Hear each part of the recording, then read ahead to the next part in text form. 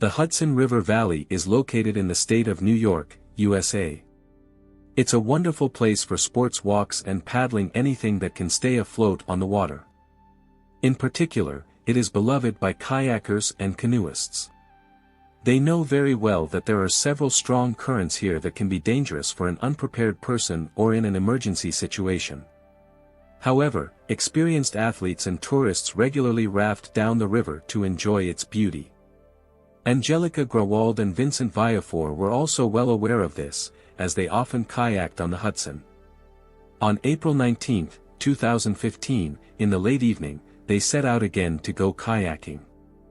Both were big fans of an active lifestyle and outdoor recreation, and rafting was one of their favorite sports. Angelica and Vincent were in love with each other, and their relationship had been developing for several years. What brought them closest together was their love for active recreation, as well as their views on life and ambitions. They were good at staying afloat and were experienced athletes. This time, the couple decided to reach an island located between the currents of the river. It was notable for Bannerman's Castle located on the shore, modeled after Scottish castles. The story's characters had a wonderful day, and around 7 p.m. they decided to pack up and head home. But that day, the wind picked up on the Hudson, and the waves reached about a meter in height. Of course, this is quite a noticeable obstacle for a kayak. Despite the risks, Angelica and Vincent decided to return, as they did not have all the necessary equipment for an overnight stay on the island. At first, they were coping well with the strong waves. Until near the opposite shore, Vincent's kayak began to fill with water. The worst part was that the man was not wearing a life jacket, and the water turned out to be very cold. The Hudson is quite cold even in the warm season due to the currents, and the river didn't have time to warm up in April. It was getting dark, and this could become a big problem. The man shouted to Angelica to call the 911 rescue service. He was already in the water and barely staying afloat. Around 7:30 p.m. on April 19, 2015, Angelica Grawald called 911. She was desperate and reported that she was on the Hudson River with her fiancé, and he had fallen into the water. The girl clarified that he had no rescue equipment, and because of the big waves and strong wind, she could not paddle up to him to help. Angelica was very worried, emphasizing that Vincent was being carried away by the current, he was drowning, and asked to hurry. When the rescuers arrived at the scene, the man was no longer visible from the shore. A lot of time had passed due to the remoteness of this place. In addition, the dispatcher could not immediately understand where exactly the couple was. This significantly complicated the situation and delayed the search process. As soon as the rescuers arrived at the bank of the Hudson, they were primarily amazed that the young people decided to kayak at all during such high waves. Angelica was very cold and wet, she was helped to warm up. Meanwhile, the search for her fiancé began. It all seemed like a horrible tragic accident. Angelica was crying, sitting on the shore, the man could not be found. She seemed genuinely upset after losing Vincent. The young people were planning a wedding, and now all dreams of a life together had turned to dust. The police officers talked to her to clarify the circumstances of what happened. Unfortunately, the story's heroine was in a state of shock, so she had difficulty expressing herself. She needed to calm down.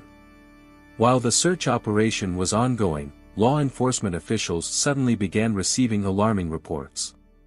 Close friends of the young couple insisted that Vincent was excellently prepared, knew perfectly well how to stay on the waves and how to deal with any wave height. Therefore, the fact that he went missing under such circumstances seemed strange.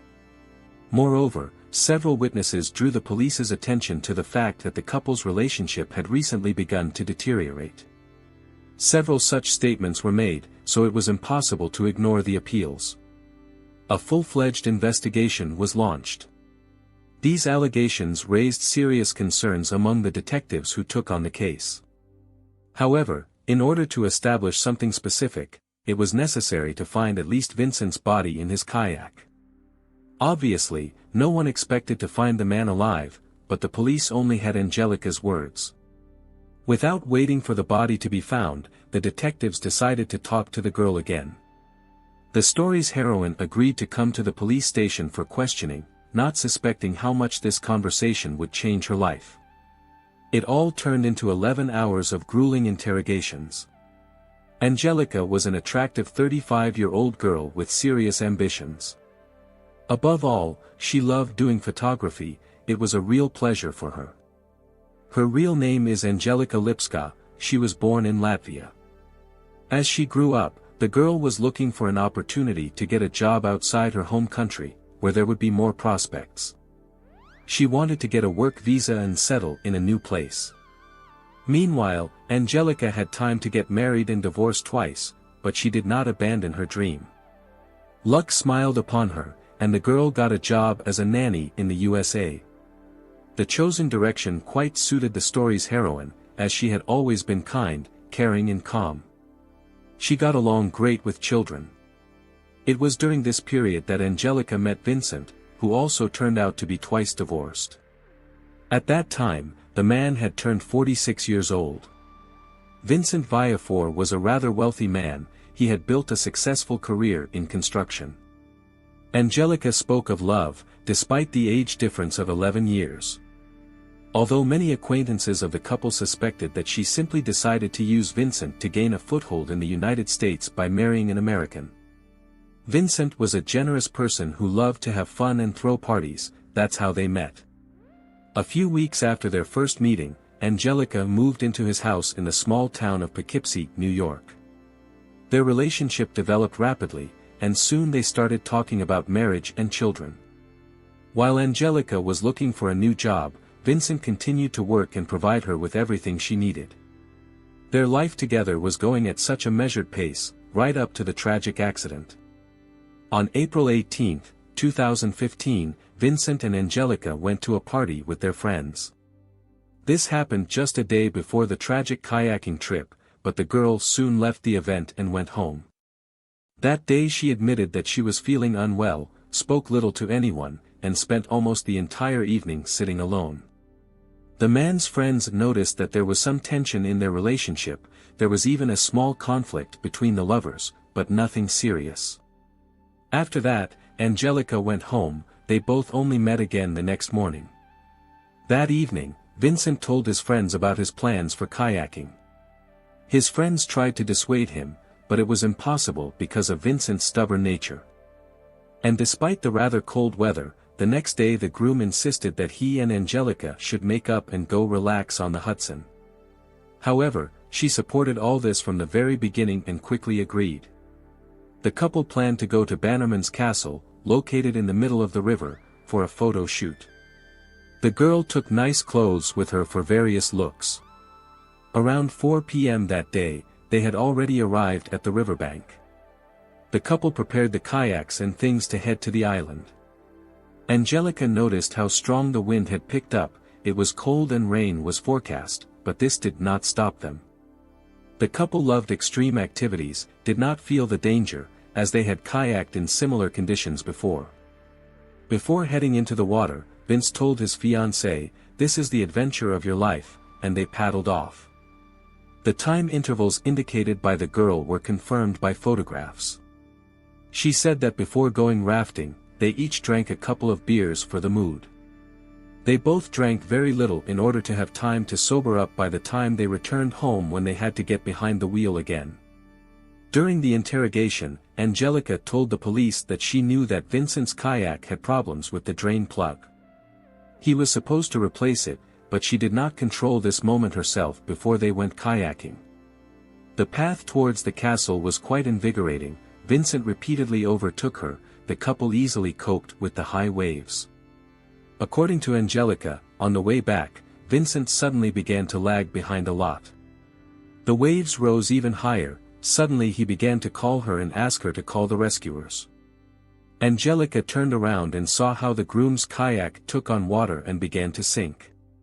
Vince barely stayed on the waves. The tidal current carried her towards the shore, so the girl could not turn around and help her fiancé. The girl was forced to reach the shore, where she was able to call the rescuers. By that time, the man had already disappeared from view. All night they searched for Vince. The next day an active search operation also continued. Divers dove and tried to find the body in the river. A boat combed the river with a sonar. It spent the whole day on the water, in foggy conditions and high waves, searching for the drowned man. Rescue helicopters were used. The relatives of the missing man were shocked by what had happened. They were confused and panicked. And Angelica looked the calmest of all. She continued to post various photos and videos on her social media page, which seemed inappropriate to Vincent's relatives. In response to all questions, she said that there was still hope for Vincent's rescue. Therefore, she was not discouraged, but the man's relatives believed that she was not at all worried about what was happening. The missing man's family still hoped that he somehow miraculously managed to survive. Of course, the rescuers understood that such hopes were doomed to fail. It was almost impossible for even a trained athlete to survive in such conditions. 10 days after Vincent's disappearance, Angelica was brought in for another interrogation. With the investigation, she said that during the first meeting with the police, she accidentally let slip that on the way back, she may have removed the drain plug from her fiancé's kayak. Thus, the police had suspicions that it was all not the result of an accident, but that the girl was involved in the sinking. In addition, she told about the man's paddle. It turned out that it was also damaged. Angelica tried to fix it, according to her confession. The ring that fixes it and allows it to be used for paddling was removed from the paddle. The detectives believed that without this small detail, it was simply impossible to fully use the paddle and row.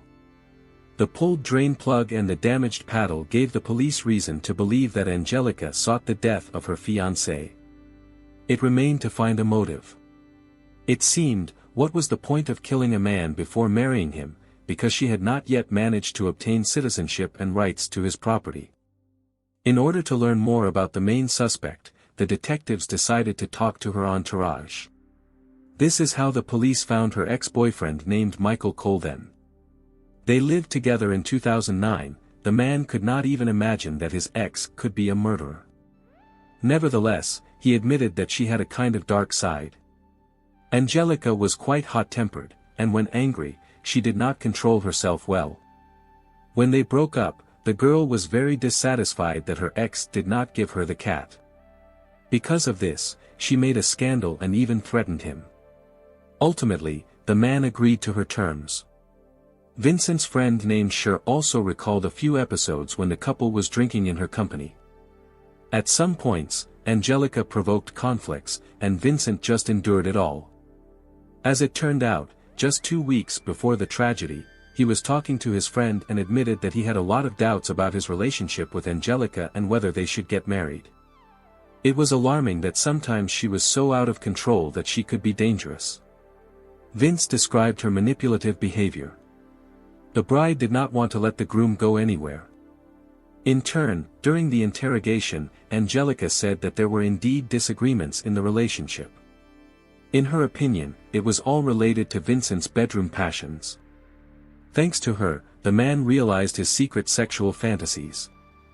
Sometimes he forced her to do things she didn't want to do. She even said that because of this, she was very dissatisfied with their relationship. She even wanted him to die at such moments. After she made this frank confession, the girl immediately corrected herself and said that she meant that they should have broken up. This was not her only ambiguous statement during the interrogation. Therefore, the investigators were convinced of Angelica's guilt. A weighty motive was also found quite quickly. In addition to anger and resentment over the death of her fiancé, she could receive a life insurance payout of about $500,000. After all, she was listed as the main beneficiary of the policy. This would have completely solved her financial problems. It would have given her resources for a new life, as Angelica was unemployed. Despite all these convincing arguments, the girl refused to admit guilt. She was arrested on a $9 million bail pending trial. It was believed that the foreigner had a high risk of trying to escape. The girl did not have that kind of money, so she remained behind bars. She was charged with second-degree murder. The suspect's lawyer stated that the confession obtained during the 11-hour interrogation had no force at all. The defender insisted that a body and the results of a forensic examination were needed to understand whether there were traces of violence on the body, and then talk about murder. He claimed that what happened was the result of a tragic coincidence.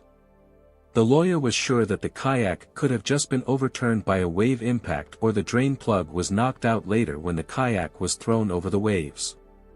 In addition, there was talk of strong wind, icy water, and the lack of a life jacket. By the way, Angelica was wearing a life jacket. She took care of herself, unlike the man. Vincent himself did not bother about his own safety, and besides, he was under the influence of alcohol, which could also affect his behavior. To refute the prosecution's version, the lawyer initiated a check on the Hudson River, when a person of approximately the same size as Vincent used a kayak of a similar model. He demonstrated how low the draft of this small craft is. Even in calm water, the top was only a few centimeters from its edge. According to the defender, this proved that big waves could fill the kayak very quickly, even without a knocked-out drain plug. In addition, the intoxicated Vincent could have made several mistakes, despite his good skills and preparation.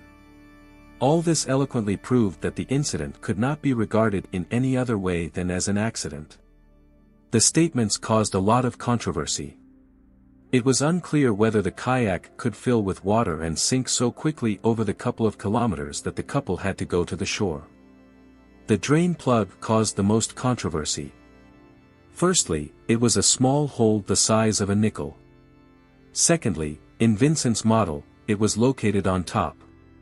It seemed unlikely that a large amount of water could get there at all if it was opened. To prove or disprove this version, several more experiments were conducted. The exact same kayak model as the missing one was used, as well as a mannequin with the same mass and dimensions as Vincent.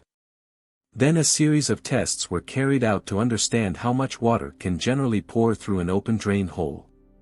At the same time, everything except the plug was sealed. The kayak was again on the water, in conditions of artificially created meter-high waves. Based on the results of all these experiments, it was proven that the hole is too small. With each incoming wave, only a few drops of water were recruited. This would have made it easy to cover a couple of kilometers to the shore. The small hole was clearly not enough to fill the entire kayak and overturn it. After that, the lawyer continued to insist that Vincent's kayak could simply be overturned by a strong wave. Taking into account the state of intoxication, it sounded more plausible than flooding through the drain plug. At the same time, Angelica claimed that she did nothing to her fiancé's paddle. To refute the opinion of the prosecutor's office, the lawyer also conducted tests, using exactly the same paddle model that Vincent constantly used. As it turned out, the absence of a ring on the paddle does not affect its performance. It still remained convenient and rigid, allowing you to fully paddle. Despite all these convincing arguments, the big problem was still Angelica's confession that she pulled out the plug and touched the paddle. It might seem that she did this with some intentions against the groom, who could refuse to marry, and the life insurance payout was a lucky ticket for her to the future. The defender believed that it was her words that provoked the police to the last to prove that the bride committed murder. Law enforcement officers refused to accept the version with an accident, despite the obvious fact of bad weather at that moment. To cope with this problem, the lawyer involved a specialist in false confessions in the investigation, who had been communicating with criminals for more than a decade. He carefully reviewed every minute of Angelica's 11-hour interrogation. The expert was sure that the detectives violated the rules of conducting interrogations several times. They were clearly pressuring the young woman, which made it possible to persuade her to make false statements.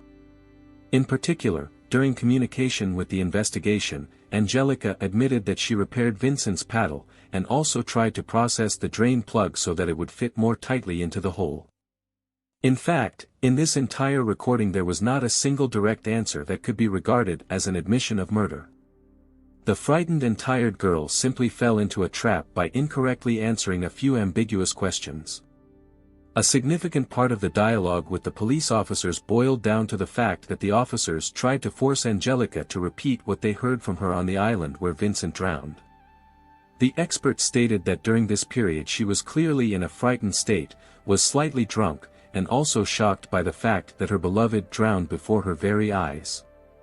Naturally, under such conditions, what was said cannot be taken as something that proves guilt.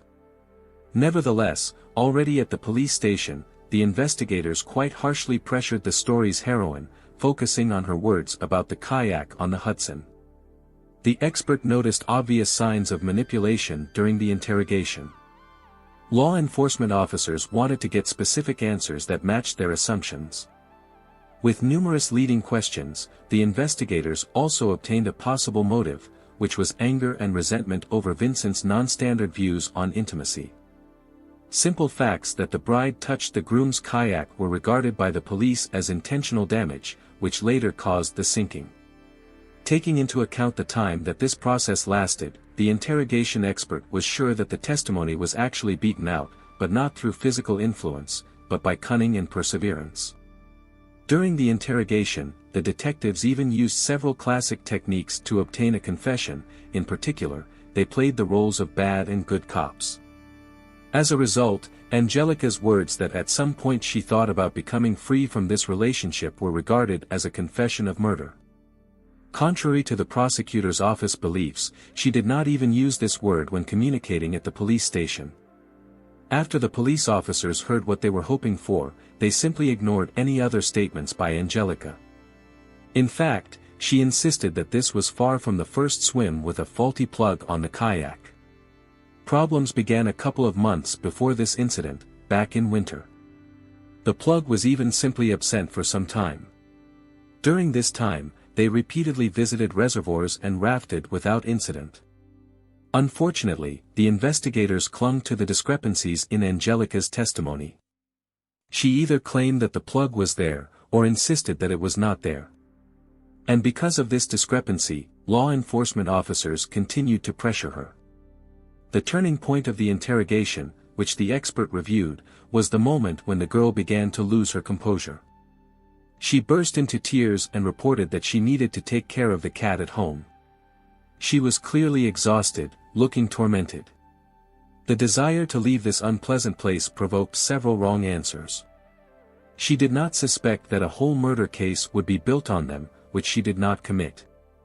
Finally, on Saturday morning, May 23, 2015, the anxiety left Vincent's relatives and those who cared about his fate. The man's body was found a month after his disappearance on the Hudson River. It was noticed by a boater a couple of kilometers downstream from Bannerman Island, which the couple visited on that tragic day. The body was delivered for autopsy. The forensic expert confirmed that the man died from drowning. He probably could no longer stay afloat due to the cold and strong waves, so he choked. There were no traces of violence, beatings, strangulation on the body. Alcohol was indeed found in his blood, though not a very large dose. They also began to look for the kayak in this direction. After some time it was possible to detect it. The craft was washed ashore a couple of 100 meters away. As it turned out, there was no drain plug. The paddle was found, there was no ring on it, but at the same time the paddle remained functional. The defense argued that the absence of a plug and problems with the paddle could not in any way lead to drowning. Only in combination with other factors, such as water temperature, wind, lack of a life jacket and the victim's state of intoxication could lead to tragedy. After that, the prosecutor's office focused on the confusion in Angelica's testimony. The prosecutor believed that this indicated the girl's involvement in the murder. The lawyer argued that it was all an accident caused by Vincent's own carelessness. He went swimming while intoxicated, with too much water disturbance, and did not even use a life jacket. The man knew perfectly well that the water was too cold. If he found himself in it, then the chances of survival were practically zero, but he still took such a risk. Angelica continued to insist on her innocence, but soon the situation changed. The prosecutor's office thought about it and realized that it would be too difficult to prove an attempt to kill a person by simply pulling out the drain plug from his kayak or manipulating the paddle. This is not a weighty enough reason, so the prosecution had little chance of convincing the jury of Angelica's guilt. In addition, the story's heroine's defender did a lot of work with experts. His arguments were not only convincing, but also confirmed by practice.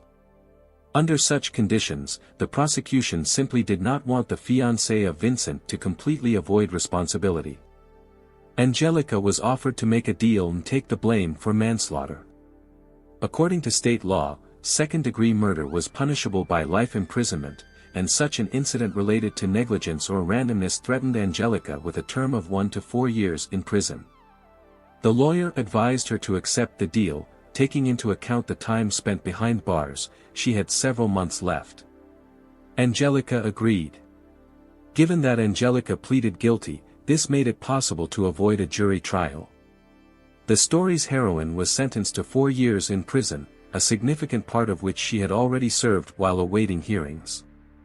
On December 21, 2017, Angelica was released on parole. She spent 32 months in prison. Nevertheless, Vincent's family and friends remained dissatisfied with the sentence. They continued to insist that the girl killed her fiancé. However, Angelica remained steadfast, claiming that only she and God know the truth, and she is innocent. After her release, the story's heroine found peace, but still faced the threat of deportation and difficulties with employment.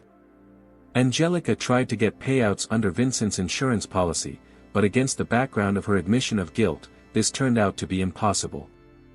After a short dispute, after 16 months, she was forced to return to her homeland.